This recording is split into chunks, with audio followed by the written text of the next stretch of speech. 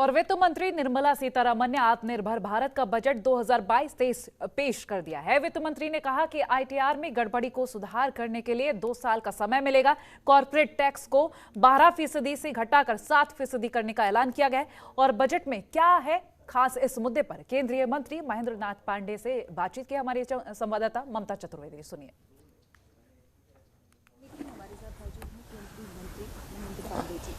अगर बजट की बात करें, बजट आ चुका है, सबसे पहले आपकी इस पर प्रतिक्रिया जानना चाहेंगे। भारत को दुनिया के अंदर एक बहुत ही मजबूत और आर्थिक दृष्टि से समृद्ध राष्ट्र बनाने वाला एक क्रांतिकारी बजट है। बहुत शानदार बजट पेश करने के लिए निर्मला सीतारमण जी को बधाई और माननीय मोदी जी का बहुत अभिनंदन। देखा जाए तो लगातार अगर मध्यम वर्गीय परिवार की बात करें तो इंतजार कर रहा था कि टैक्स स्लैब में शायद छूट मिले, लेकिन राहत नहीं मिली। इसे आप कैसे देखते हैं? देखिए, मध्यम वर्गीय हो, सामान्य अन्य लोग हों, गांव गरीब हो, सभी समाज के संवर्धन के लिए इस बजट में प्रावधान किए गए। राहुल गांधी ने बयान दिया है बजट आने के बाद। उन्होंने कहा है कि जिस तरीके से बजट आया है निराशाजनक बजट है। देश की जनता तो इंतजार कर रही थी कि शायद टैक्स स्लैब में थोड़ा बहुत बदलाव हो, टैक्स के बोझ से जनता दबी हुई है, लेकिन ये निराशाजनक बजट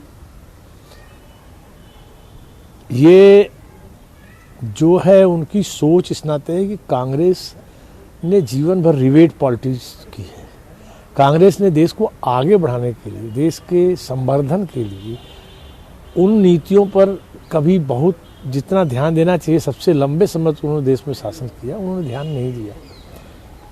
और आज ये जो बजट है, जो सकारात्मक लोग हैं वो बोल रहे हैं आगामी 25 साल देश कैसे आगे बढ़े उसका बजट है। तो मैं तो इसको कोरिलेट कर रहा हूँ कि मोदी जी ने जब लाल किले से भाषण देते समय कहा कि आज़ादी का अमृत महोत्सव में हम एक कल्पना कर रहे हैं कि 2047 में देश जब 100 वर्ष आज़ादी के पूरे होंगे तो कैसा यह देश आगे समृद्ध होगा। हमारे विजनरी नेता माननीय नरेंद्र मोदी जी ने उस दृष्टि से अपने मार्गदर्शन दिए और निर्मला जी को बधाई है कि उन्होंने उस दृष्टि से क्रांतिकारी बजट प्रस्तुत किया। ऐसी 5 अगर चीज़ों के बारे में आपसे जानना चाहें, कौन सी है जिसको लगता है कि बजट में बहुत अच्छा है देश की जनता के लिए, जो आप बताना चाहें? सबसे अहम तो है, मैं जिस विभाग को देखता हूँ, आप समझिए कि ई मोबिलिटी आज के युग की ज़रूरत है और भारत तेज़ी से कैसे आगे बढ़े उसके लिए लगातार नरेंद्र मोदी सरकार काम कर रही है। फेम 1, फेम 2 हमारी सरकार ने लॉन्च किया, उसका लाभ जनता उठा रही है। हमारे देश में बैटरी बनती नहीं थी, उस एडवांस केमिस्ट्री सेल के मैन्युफैक्चरिंग के लिए सरकार ने 18,000 करोड़ की PLI स्कीम लागू किया। उसके बाद हमारी लगभग 48,000 करोड़ के कंपोनेंट मिलाकर के सारे ऑटो सेक्टर की PLI स्कीम लागू किया गया उसको बढ़ावा देने के लिए। लेकिन उन सब में जो सबसे बड़ी कठिनाई आ रही थी, तो जो 5 चीज़ में, पहली चीज़ तो ये आपको बताऊंगा कि चार्जिंग में टाइम लगता था।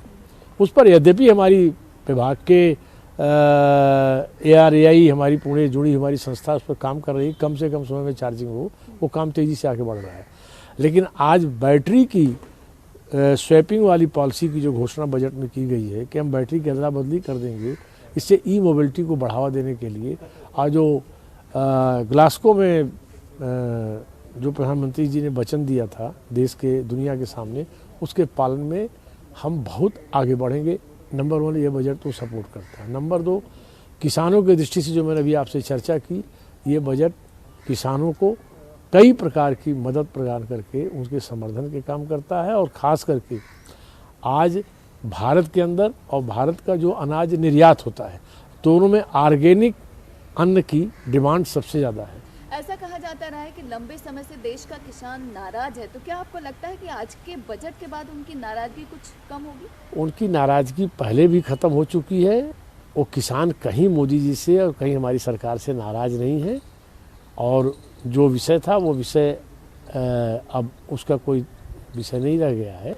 वक्त देने के लिए शुक्रिया। तो आप सुन रहे थे केंद्रीय मंत्री महेंद्र पांडे जी को, जिनका साफ तौर पर कहना है कि बजट देश के विकास को और तेजी देगा जिस तरीके से आया, और विपक्षी दलों को ये सलाह है कि वो बजट की कॉपी एक बार ठीक से पढ़ें।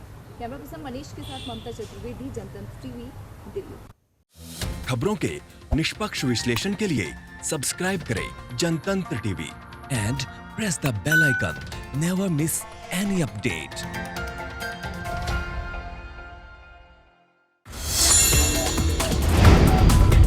Download the Janatantra TV app, available on Google Play and App Store.